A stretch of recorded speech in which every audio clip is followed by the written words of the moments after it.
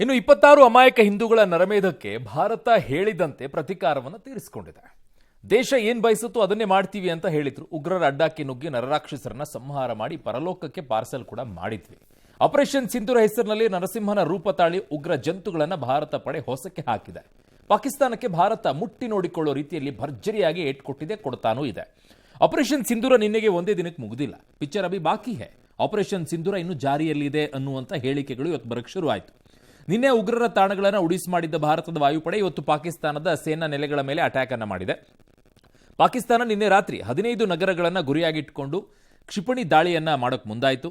ಅದಕ್ಕೆ ಪ್ರತಿಯಾಗಿ ಲಾಹೋರ್ನ ಸೇನಾ ನೆಲೆ ಇದ್ದಿದ್ದ ಪಾಕ್ನ ಏರ್ ಡಿಫೆನ್ಸ್ ಸಿಸ್ಟಮ್ ಅನ್ನ ನಾವು ಧ್ವಂಸ ಮಾಡಿದ್ವಿ.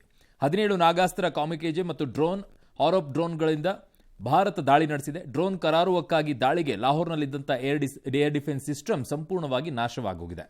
ಅಲ್ಲದೆ ಲಾಹೋರ್ ವಾಯುನೆಲೆ ಕೂಡ ನಿಷ್ಕ್ರಿಯಗೊಂಡಿದೆ. ಪಾಕಿಸ್ತಾನಕ್ಕೆ ಚೀನಾ ಕೊಟ್ಟಂತಹ HQ-9 ಮಿಸೈಲ್ ಲಾಂಚರ್ ಪುಡಿಯಾಗಿದೆ. ಸಿಯಾಲ್ಕೋಟ್ನಲ್ಲಿ HQ-16 ಏರ್ ಡಿಫೆನ್ಸ್ ಸಿಸ್ಟಮ್ ಕೂಡ ಛಿದ್ರಗೊಂಡಿದೆ. ಲಾಹೋರ್, ರಾವಲ್ಪಿಂಡಿ ಮತ್ತು ಈ ಹಲವು ಭಾಗಗಳಲ್ಲಿ ಡ್ರೋನ್ ದಾಳಿ ಕೂಡ ನಡೆದಿದೆ. ರಾವಲ್ಪಿಂಡಿ ಕ್ರಿಕೆಟ್ ಸ್ಟೇಡಿಯಂ ಬಳಿಯೇ ಸುಸೈಡ್ ಡ್ರೋನ್ ದಾಳಿಯನ್ನ ಮಾಡಿರೋದು. ಡ್ರೋನ್ ದಾಳಿಯಿಂದ ಕ್ರೀಡಾಂಗಣದ ಪಕ್ಕದಲ್ಲಿರುವಂತಹ ರೆಸ್ಟೋರೆಂಟ್ ಕಟ್ಟಡಕ್ಕೆ ಭಾಗಶಃ ಹಾನಿಯಾಯಿತು. ಜೊತೆಗೆ ಇಲ್ಲಿ ಇವತ್ತು ಏನೋ ಮ್ಯಾಚ್ ನಡೆಯೋದಿತ್ತಂತೆ, ಅದೆಲ್ಲವೂ ಕೂಡ ರದ್ದು ಮಾಡಿಬಿಟ್ರು ಇವತ್ತು. ಸರ್, ಈ ವಿಚಾರಕ್ಕೆ ಬರೋದಾದ್ರೆ ಪಾಕಿಸ್ತಾನ ಒಂದು ರೀತಿಯಾಗಿ ಈಗ ಬೆದರಿದಂತಹ ಪರಿಸ್ಥಿತಿಯಲ್ಲಿದೆ. ಅದು ಏನ್ ಮಾಡೋಕ್ಕೂ ಕೂಡ, ಯಾವ ಹಂತಕ್ಕೂ ಕೂಡ ಬೇಕಾದ್ರೂ ಹೋಗಬಹುದು ಅನ್ನೋ ಪರಿಸ್ಥಿತಿಯನ್ನು ತೋರಿಸಿಕೊಡ್ತಾ ಇದೆ. ಹೋದ್ರೆ ಯಾವ ಹಂತಕ್ಕೆ ಹೋಗಬಹುದು ಸರ್ ಪಾಕಿಸ್ತಾನ? ಓಕೆ, 2 ಪಾಯಿಂಟ್ಸ್ ಹೇಳ್ಬಿಡ್ತೀನಿ ಸರ್. ಬೇಸಿಕಲಿ ಏನ್ ರೆಸ್ಪಾನ್ಸ್ ನೀವು ನೋಡ್ತಾ ಇದ್ದೀರಿ ಪಾಕಿಸ್ತಾನದಿಂದ, ಕಂಪ್ಲೀಟ್ಲಿ ಅನ್ಕೋಆರ್ಡಿನೇಟೆಡ್, ಅನ್ಪ್ರೊಫೆಷನಲ್ ಮೆಥಡ್ಸ್ ಅಲ್ಲಿ ಇದ್ದಂಗಿದೆ. ಕೋಪ ಬಂದಾಗ ಸುಮ್ನೆ ಕತ್ಲೆಯಲ್ಲಿ ಕಲ್ಲು ಹೊಡೆದು ಬಿಡೋದು ಯಾರೋ ಒಬ್ಬರು ಮನೆ ಮೇಲೆ. ಆ ಮನೆಯಲ್ಲಿ ಎಲ್ಲಿ ಬೀಳುತ್ತಾ ಕತ್ಲೆಯಲ್ಲಿ ಕಲ್ಲು ಅನ್ನೋದು ಯಾವನಿಗೂ ಗೊತ್ತಿಲ್ಲ. ಸುಮ್ನೆ ಕಲ್ಲು ಹೊಡೆದು ಬಿಡೋದು. ಕಲ್ಲು ಹೊಡೆದಿದ್ದ ಸಮಾಧಾನಕ್ಕೋಸ್ಕರ, ಅಂದ್ರೆ ನಾನೇನು ಮಾಡ್ಲಿಲ್ಲ ಅನ್ನೋ ಬದಲು ಕಲ್ಲು ಹೊಡೆದೆ ನಾನು ಅನ್ನೋ ತರ ಪಾಕಿಸ್ತಾನಕ್ಕೆ ಎಕ್ಸಾಕ್ಟ್ಲಿ ಮಾಡ್ತಿರೋಂಗ್ ಕಾಣಿಸ್ತಿದೆ. ಅವ್ರಿಗೆ ಕೋಆರ್ಡಿನೇಟೆಡ್ಲಿ ಏನ್ ಮಾಡಬೇಕು ಅನ್ನೋದು ತೋಚ್ತಾ ಇಲ್ಲ. ಭಾರತ 20 ದಿನ ಟೈಮ್ ತಗೊಂಡಿದ್ರು ಪ್ಲಾನ್ ಅಲ್ಲಿ ಪರ್ಫೆಕ್ಟ್ ಕೋಆರ್ಡಿನೇಟೆಡ್ ಅಟ್ಯಾಕ್ಸ್ ಮಾಡ್ತಾ ಬರ್ತಿದ್ದಾರೆ. ಆರಂಭದಲ್ಲಿ ಮೆಸೇಜ್ ಕೊಡಕ್ಕೆ ಲಷ್ಕರ್ ಎ ತೊಯ್ಬಾ ಟೈಪ್ ಕೈ ಹಾಕಿದ್ರು, ದೆನ್ ಬಿಟ್ರು ಸುಮ್ನೆ. ಅದಾದ್ಮೇಲೆ ಈಗ ಮಿಲಿಟರಿ ಬೇಸಸ್ ಹೋಗಿ ಕೊಟ್ರು ಏಟನ್ನ. ಈಗ ಇದಾದ್ಮೇಲೆ ಅವ್ರದ್ದು ಏರ್ ಡಿಫೆನ್ಸ್ ಸಿಸ್ಟಮ್ಸ್ ತೆಗೆದ್ರು ಆಚೆಗೆ. ಅಂದ್ರೆ for everything there appears to be a coordinated plan and an effort by Indian army and armed forces ಅಲ್ಲಿ. ಪಾಕಿಸ್ತಾನಕ್ಕೆ ಹಂಗಿಲ್ಲ. ಸೊ ಎರಡನೇ ಪ್ರಶ್ನೆಗೆ ಬರೋಣ. ಈಗ ನಿಮ್ ಪ್ರಶ್ನೆಗೆ, ಪಾಕಿಸ್ತಾನ ಏನ್ ಬೇಕಾದ್ರೂ ಮಾಡಬಹುದು ಅಂತ ನನ್ನ ವಾದ. ಯಾಕೆ ಅಂತ ಹೇಳ್ತೀನಿ. ಪಾಕಿಸ್ತಾನದಲ್ಲಿ ಸ್ಥಾಪಿತ ನಾಗರಿಕ ಸರ್ಕಾರ ಎಂಬುದು ಒಂದು ಜೋಕ್. ಅದು ಡೆಮಾಕ್ರಸಿ ಅನ್ನೋದು. The country is controlled by army. ಆರ್ಮಿಯ ಮೊರೇಲ್ ಏನಾಗಿದೆ, ಆರ್ಮಿಯ ನೈತಿಕತೆ ಏನಾಗಿದೆ, ಆರ್ಮಿಯ ಸಾಮರ್ಥ್ಯ ಏನಾಗಿದೆ ಅಂತ ನಿಮ್ಗೆ ಆಗ್ಲೇ ಹೇಳಿದೆ ಪಾಕಿಸ್ತಾನದಲ್ಲಿ. ಹಾಗಾಗಿ ಜನ ಇನ್ನೊಂದು ಕಡೆ ವಿಶ್ವಾಸವನ್ನ ಕಳ್ಕೊಂಡ್ಬಿಟ್ಟಿದ್ದಾರೆ. ಜನಕ್ಕೆ ಏನಾಗತ್ತೆ ಅಂತ ಹೇಳ್ತೀನಿ. ಲಾಹೋರ್ನಲ್ಲೋ ರಾವಲ್ಪಿಂಡಿ ಸ್ಟೇಡಿಯಂ ಅಲ್ಲೋ ಒಂದು ಅಟ್ಯಾಕ್ ನಡೆದಾಗ ಜನಕ್ಕೆ ಏನ್ ಅನ್ಸತ್ತೆ ಅಂದರೆ ಇಂಡಿಯಾ ಎಲ್ಲಿ ಬೇಕಾದ್ರೂ ರೀಚ್ ಆಗ್ತಾರೆ ಪಾಕಿಸ್ತಾನದ ಒಳಕ್ಕೆ ಅಂತ. ಫಾರ್ ಎಕ್ಸಾಂಪಲ್, ಈಗ ವಾಟ್ ಪ್ಯಾಲೆಸ್ಟೀನಿಯನ್ಸ್ ಆರ್ ಲೆಬನಾನ್ ನಲ್ಲಿ ಜನ ಯೋಚನೆ ಮಾಡ್ತಾರೆ ಅಂತ ಅವ್ರಿಗೆ 100% ಗೊತ್ತು. Israel can reach any corner of their place ಅಂತ, ಅವ್ರ ಜಾಗದಲ್ಲಿ.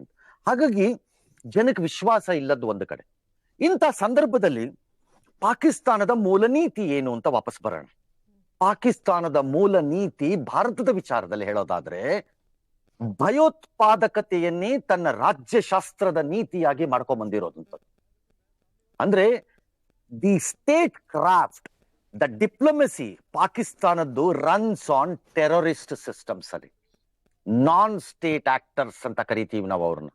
ಈ ನಾನ್ ಸ್ಟೇಟ್ ಆಕ್ಟರ್ಸ್ ಇದ್ದಾಗ, ಟೆರರಿಸ್ಟ್ಗಳನ್ನ ಪಾಲನೆ ಪೋಷಣೆ ಮಾಡಿಕೊಂಡು ಬಂದಾಗ ಅವರುಗಳು ಏನು ಮಾಡ್ತಾರೆ ಅನ್ನೋ ನಿಯಂತ್ರಣದಲ್ಲಿ ಪಾಕಿಸ್ತಾನಕ್ಕೆ, ಸರ್ಕಾರಕ್ಕಾಗ್ಲಿ ಮತ್ತೊಬ್ಬರಿಗಾಗ್ಲಿ ಇಲ್ಲವೇ ಇಲ್ಲ.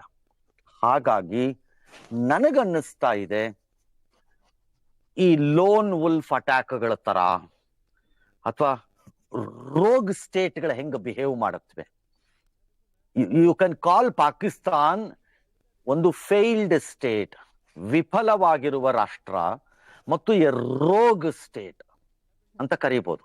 ಒಂದು ರೋಗ್ ಸ್ಟೇಟ್ ಹೆಂಗ ಬಿಹೇವ್ ಮಾಡುತ್ತೆ ಆ ತರ ಬಿಹೇವ್ ಮಾಡಬಹುದು ಮುಂದಿನ ದಿನಗಳಲ್ಲಿ ಅಥವಾ ಅಬ್ಸಲ್ಯೂಟ್ ಸರೆಂಡರ್ ಆಗಿ ಕುತ್ಕೊಂಡ್ಬಿಡ್ಬೋದು. ಎರಡರಲ್ಲಿ ಒಂದಾಗಬೇಕು, ಯಾವ್ದಾಗತ್ತೋ ಗೊತ್ತಾಗ್ತಿಲ್ಲ.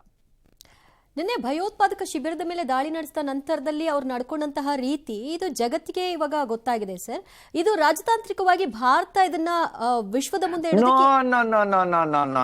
ಯಾಕೆ ಸರ್ ನೀವ್ ಹೇಳ್ತಾ ಇರೋದು ಅವ್ರದ್ದು ಶವಪೆಟ್ಟಿಗೆ ಮುಂದೆ ಈ ಆರ್ಮಿನವ್ರು ಸಲ್ಯೂಟ್ ಹೊಡ್ಕೊಂಡು ನಿಂತಿದ್ರು ಅಂತ ತಾನೆ?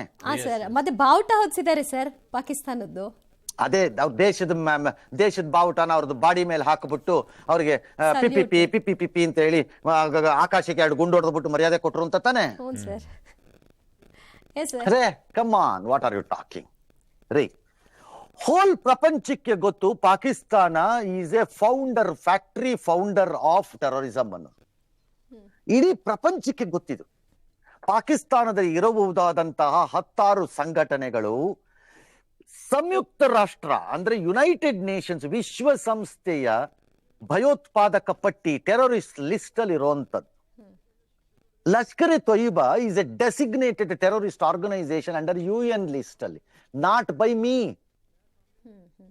Jaish Mohammed is a listed organisation terrorist list ಅಲ್ಲಿ.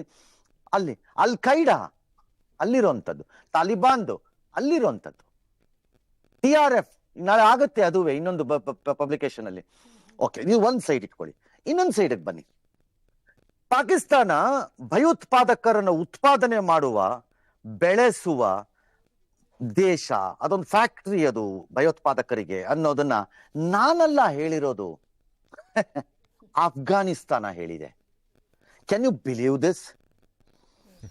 ಯಾವ ತಾಲಿಬಾನಿನ ನೀವು ಟೆರರಿಸ್ಟ್ ಅಂತ ಕನ್ಸಿಡರ್ ಮಾಡ್ತೀರಿ ಅಫ್ಘಾನಿಸ್ತಾನದಲ್ಲಿ, ದಟ್ ಅಫ್ಘಾನಿಸ್ತಾನ್ ಸೇಸ್, ಆ ಅಫ್ಘಾನಿಸ್ತಾನ ಹೇಳತ್ತೆ ಪಾಕಿಸ್ತಾನ ಉಗ್ರರ ಪೋಷಕ ದೇಶ. ನನ್ನ ದೇಶದಲ್ಲಿ ಆ ಉಗ್ರರನ್ನ ಕಳಿಸಿ ಅದು ದಾಳಿ ಮಾಡ್ತಾ ಇದೆ ಅಂತ ಹೇಳುತ್ತೆ. ನಾನು ಹೇಳಿರೋದಲ್ಲ, ಇರಾನ್ ತಗೊಳ್ಳಿ. Iran tells Pakistan, be careful, ಇನ್ನೊಂದ್ಸರಿ ಈ ಆಟ ಆಡಿದ್ರೆ ಕತ್ತರಿಸ್ಬಿಡ್ತೀವಿ ನಿಮ್ಮನ್ನ ಅಂತ. ನಾನು ಹೇಳಿರೋದಲ್ಲ, ಅವ್ರು ಹೇಳಿರೋದು. ಅವರದೇ ದೇಶದ ಒಳಗಡೆ ಗೋತು ಬಲೂಚಿಸ್ತಾನ್ ಜನ ಹೇಳ್ತಾರೆ this is what Pakistan is. ನಾನು ಹೇಳಿರೋದಲ್ಲ. ಗೋಟು ಖೈಬರ್ ಪಖ್ತೂನ್ವಾ, ನಾನು ಹೇಳಿದ್ದಲ್ಲ, ಇದು ಅವ್ರು ಹೇಳಿರುವಂತದ್ದು. POKಗೆ ಬನ್ನಿ, ಪಾಕ್ ಆಕ್ಯುಪೈಡ್ ಕಾಶ್ಮೀರಕ್ಕೆ ಬನ್ನಿ. ಪಾಕ್ ಆಕ್ಯುಪೈಡ್ ಕಾಶ್ಮೀರದ ಜನ ನಾಳೆ ಅವಕಾಶ ಕೊಟ್ರೆ ಭಾರತ ಜೊತೆ ಸೇರ್ಕೊಂಡ್ಬಿಡ್ತಾರೆ. ಸಾಕಾಗೋಗಿದೆ ಅವ್ರಿಗೆ ಇವ್ರ ಸವಾಸ. ಹೀಗಾಗಿ ಒಂದ್ ಕಡೆ, ಇನ್ನೊಂದ್ ಕಡೆ ಬನ್ನಿ. ಬಿನ್ ಲಾಡನ್ ಬೆಂಗಳೂರಿನಲ್ಲಿ RT ನಗರದಲ್ಲಿ ಸಿಕ್ಕದ್ನ? ಬಿನ್ ಲಾಡನ್ ಅಥವಾ ಬಿಜಾಪುರದಲ್ಲಿ ಸಿಕ್ಕದ್ನ? ಎಲ್ಲಿ ಸಿಕ್ಕದ? ಪಾಕಿಸ್ತಾನ. ಕರೆಕ್ಟ್, ಅಬುಟಾಬಾದ್ ಅಲ್ಲಿ ಸಿಕ್ಕದ. ಅಬುಟಾಬಾದ್ ಅಲ್ಲಿ ಎಲ್ಲಿ ಸಿಕ್ಕದ? ಕರ್ನಾಟಕದಲ್ಲಿ ಬಿನ್ ಲಾಡನ್ ಸಿಕ್ಕಿದ. ಎಲ್ಲಿ? ಬಂಡೀಪುರದ ಅರಣ್ಯದ ಒಳಗಡೆ ಅಂದ್ರೆ ಓಕೆ, ನೋ ಪ್ರಾಬ್ಲಮ್ ಅನ್ನೋಣ. ಕರೆಕ್ಟ್? ಯಾವನ್ಗ್ರಿ ಗೊತ್ತು ಬಂಡೀಪುರದ ಅರಣ್ಯದೊಳಗಡೆ ಅವ್ನು ಔಸ್ಕೊಂಡು ಕೂತ್ಕೊಂಡ್ರೆ ಅಂತ ಅನ್ಬೋದಿತ್ತು. ಕರೆಕ್ಟ್ ಏನ್ರಿ? ಆದ್ರೆ ದಿಸ್ ಬಿನ್ ಲಾಡನ್ ಸಿಕ್ಕಿದ್ದು ಎಲ್ಲಿ? ಅಬುತಾಬಾದ್ ಅಲ್ಲಿ, ಪಕ್ಕದ compound Pakistani military academy. It was Pakistan military academy, ಪಕ್ಕದ compound. You think we are fools? Bin Laden ಅಲ್ಲಿ ಇದ್ದಿದ್ದು ಇವ್ರುಗಳು ಗೊತ್ತಿಲ್ಲ ಅಂತ? Forget it. ತಾಲಿಬಾನ್ ನ ಸೆಕೆಂಡ್ ಇನ್ ಕಮಾಂಡ್, ಅಲ್ ಖೈಡಾದು ಸೆಕೆಂಡ್ ಇನ್ ಕಮಾಂಡ್ ಎಲ್ಲಿ ಸಿಕ್ಕಿದ್ರು? ಅಲ್ಲೇ. ಡೆಸಿಗ್ನೇಟೆಡ್ ಟೆರರಿಸ್ಟ್ ಆಗಿರೋ UN ಲಿಸ್ಟ್ ಅಲ್ಲಿ, ನನ್ ಲಿಸ್ಟ್ ಅಲ್ಲ. ಜೈಷೆ ಮೊಹಮ್ಮದ್ ಲೀಡರು ಅಜರ್ ಮಸೂದ್ ಎಲ್ಲಿದ್ದಾರೆ ಇವತ್ತು? ನಮ್ ದೇಶದಲ್ಲಿದ್ದಾರ? ತಮಿಳ್ನಾಡಲ್ಲಿ ಮದುರೈಯಲ್ಲಿ ಕೂತಿದಾರ ಅವರು? ಎಲ್ಲಿದ್ದಾರೆ? ದಾವೂದ್ ಇಬ್ರಾಹಿಂನ ಪೋಷಣೆ ಮಾಡಿಕೊಂಡು ಕೂತಿರುವಂತ ಎಗೈನ್ ಎ ಡೆಸಿಗ್ನೇಟೆಡ್ ಟೆರರಿಸ್ಟ್ ಎಲ್ಲಿದ್ದಾನ ಅವನು?